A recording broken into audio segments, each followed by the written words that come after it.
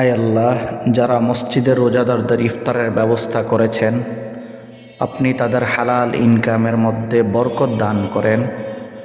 তারা রোজাদারদেরকে ইফতারের আয়োজন করেছেন, ব্যবস্থা করেছেন, আপনি তাদেরকে রোজার পরিপূর্ণ সওয়াব দান করেন।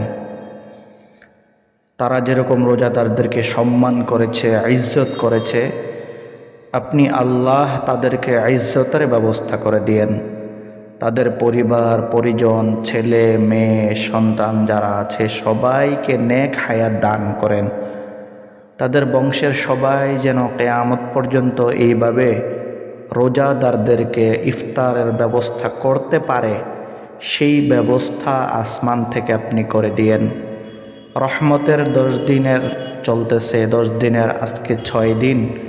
আল্লাহ, আপনি তাদের উপরে রহমত নাজিল করিয়েন। তারা যেরকম মন খুলে রোজাদারদেরকে ইফতারের ব্যবস্থা করেছে, আপনিও আপনার রহমত দিয়ে আপনার নবীর সুপারিশ তাদেরকে নসিব করিয়েন। আপনার রাসূল সাল্লাল্লাহু আলাইহি ওয়াসাল্লামকে দিয়ে হাউজে কাউসারের পানি পান করাইয়া দিয়েন। রমজানের পরিপূর্ণ বরকত, রমজানের পরিপূর্ণ সওয়াব যারা ইফতার করাইছে তাদেরকে আপনি দান করিয়েন।